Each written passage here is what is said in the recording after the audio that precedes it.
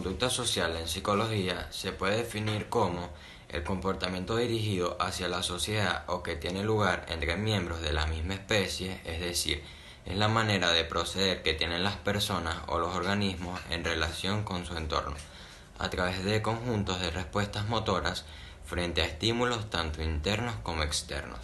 Debemos destacar que el ser humano es social por naturaleza. Desde que somos pequeños vivimos en un grupo con otros individuos, con la intención de protegerse, ayudarse y cooperar en la relación de propósitos comunes. Por lo tanto, aprendemos a comportarnos dentro de la sociedad y a identificar las normas y convenciones que debemos seguir para ser considerados miembros y así obtener las condiciones dignas para el crecimiento y desarrollo de su comunidad. Por otra parte, la sociedad es el entorno propio de cada persona, que está organizada en todos los sentidos, creando estructuras sociales diversas y dinámicas que varían según la forma propia que observa cada cultura para organizar su convivencia familiar, de trabajo, educación, gobierno, ciudad, etc.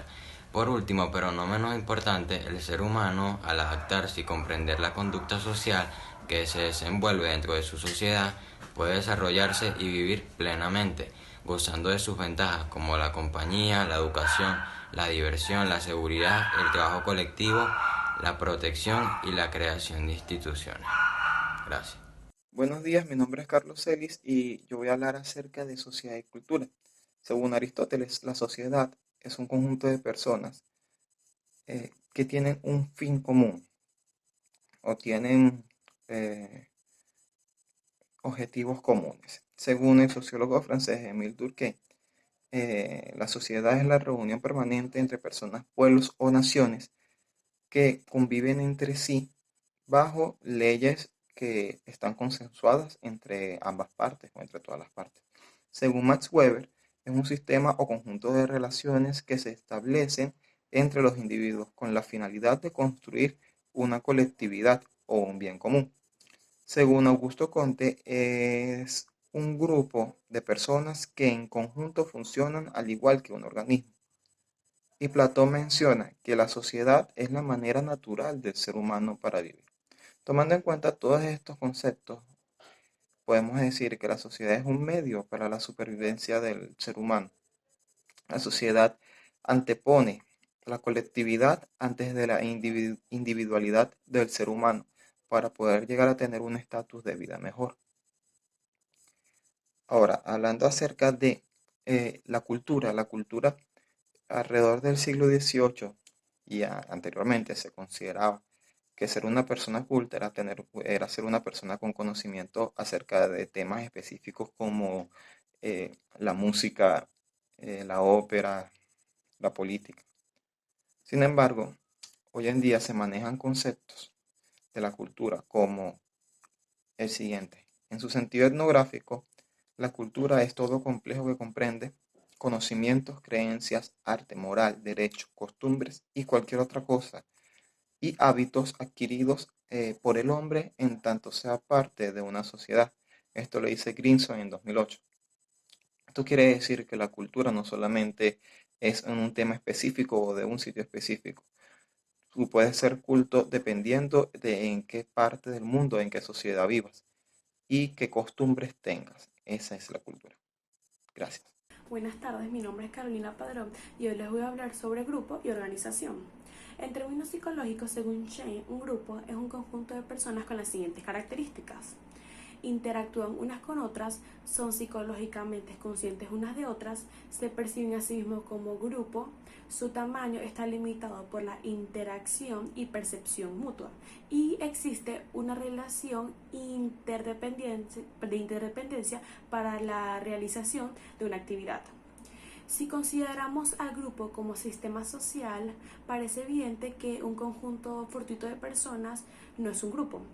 Esta definición se desprende que un grupo no se trata de un conjunto de personas observando algo en una esquina o esperando el bus en una parada. Sin embargo, sí se produce una circunstancia que cambia este patrón, de forma que tenga un fin en común. El conjunto de personas se convertirá en un grupo. Si el agrupamiento de personas de la parada se organiza para manifestar contra los servicios o la bioseguridad de la línea, deviene un grupo. Y una organización es un sistema diseñado para alcanzar ciertas metas y objetivos. Esta a su vez puede estar conformado por subsistemas relacionados que cumplen funciones específicas. La organización como grupo social, en otras palabras, es un grupo social formado por personas, tareas y administración que interactúan en el marco de una estructura sistemática para cumplir con sus objetivos. Gracias. Las actitudes. La actitud es un procedimiento que conduce a un comportamiento en particular. Es la manifestación o el ánimo con el que frecuentamos una determinada situación, ya sea a través de actitudes positivas o negativas. La formación. Estas se pueden distinguir en dos tipos de teorías que conforman las actitudes. Estas son la teoría de aprendizaje y la teoría de consistencia cognitiva. Buenos días, quien les habla Kimberly Pérez. Les hago saber un poco sobre las actitudes índoles.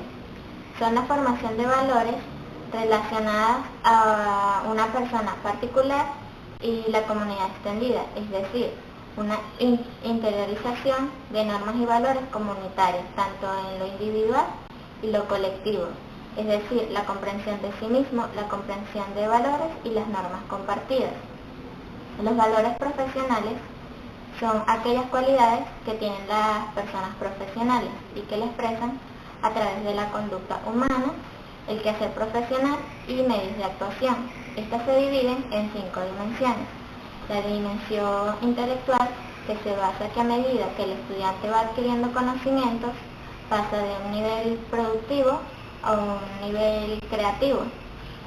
La dimensión técnica, que se basa en los conocimientos científicos. La dimensión ética, que subraya la preocupación por su entorno social y natural. La dimensión estética, que se basa en el desarrollo de la preocupación estética y los resultados de la profesión.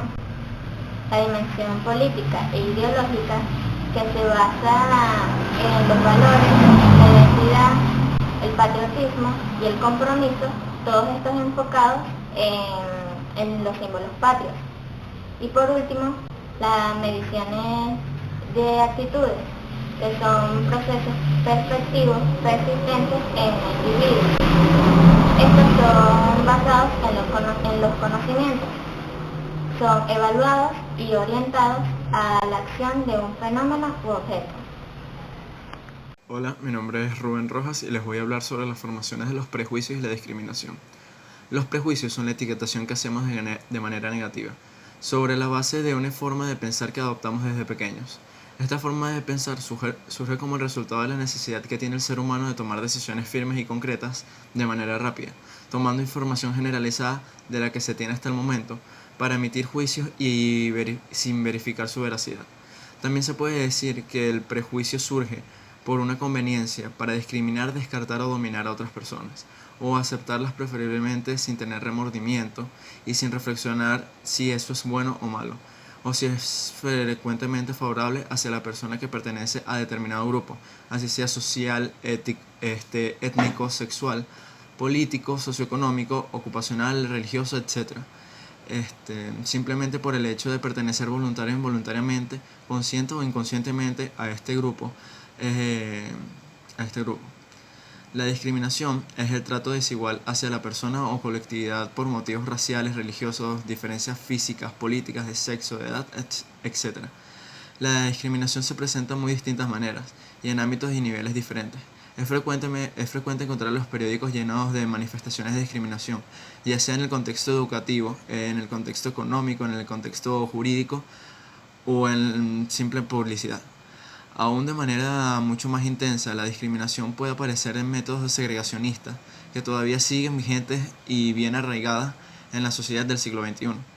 La segregación intenta reducir la capacidad operativa del grupo a través de su confinamiento en determinadas zonas, que se consigue produciendo en el grupo segregado graves repercusiones psicológicas como inseguridad, baja autoestima, autoodio o rechazo del propio grupo. hablar sobre el comportamiento social y los tipos de conductas sociales. Para comenzar, tenemos que tener en claro que el comportamiento social no es más que varias teorías en conjunto defendiendo, apoyando las causas del porqué de nuestro comportamiento. Varias de estas teorías, la principal es la influencia social. Sabemos que una persona, su personalidad, su comportamiento se puede afectar debido a la influencia que pueda tener otra persona en ella o la misma influencia que nosotros podemos causar en alguien. Eso puede determinar nuestros cambios en el comportamiento y nuestra personalidad a lo largo de los años. Luego de la influencia social está el condicionamiento, que influye igual que la influencia social, solo que en el condicionamiento no es un cambio total de nuestra personalidad, sino la modificamos. La modificamos de acuerdo a nuestro entorno, de acuerdo a las personas con las que estamos. Condicionamos nuestra personalidad para poder adaptarnos al lugar en el que estamos, al grupo social en el que estamos. Luego está el aprendizaje sociocultural. El aprendizaje sociocultural es básicamente la forma en la que nuestra personalidad va a evolucionar dependiendo de nuestra cultura, nuestro país, nuestro grupo social. Esto influye mucho en los años de aprendizaje de los niños en primaria o en kinder. Estas son las partes, estos son los momentos en donde es más importante impartir un aprendizaje correcto en el aspecto sociocultural, ya que es la personalidad y el comportamiento que vamos a ir adaptando por años, porque todo va a depender de nuestro núcleo familiar, de nuestro núcleo de amistades, de nuestro núcleo educativo y de básicamente las normas que tengamos en nuestras culturas. También está el aprendizaje vicario, y el aprendizaje vicario es cuando tú mismo decides cambiar o modificar tu comportamiento por observar a otra persona que capaz se comporta diferente a ti. Tú decides adaptar el mismo comportamiento y la misma personalidad que tiene esta persona, sin ninguna influencia, sin ningún aprendizaje. Es una decisión propia de querer cambiar nuestra forma de ser porque pensamos que capaz esa persona actúa mejor o capaz esa es la forma correcta de actuar y decidimos irnos más por ese lado. Y sobre las conductas sociales, hay tres tipos de conductas sociales. Está la positiva social, está la asocial y está la antisocial, que es la negativa.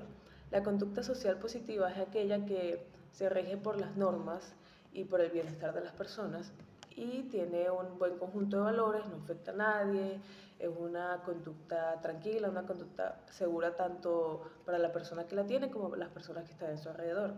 La conducta social no es una conducta mala, no es una conducta peligrosa ni que afecta a la sociedad ni nada, simplemente las personas con conducta asocial son personas que deciden no interactuar con su entorno, prefieren quedarse en su casa, en su lugar seguro, aquí interactuar con personas, ya sea por ansiedad, porque prefieren estar solos, pero es una conducta totalmente segura para el que la tiene y para las personas que lo rodean.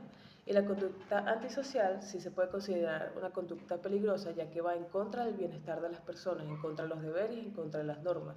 Normalmente las personas con conducta antisocial son los ladrones, los asesinos, personas que van en contra de la ley. De eso se trata una conducta antisocial. Muchas gracias. Cambio en los grupos y en las normas.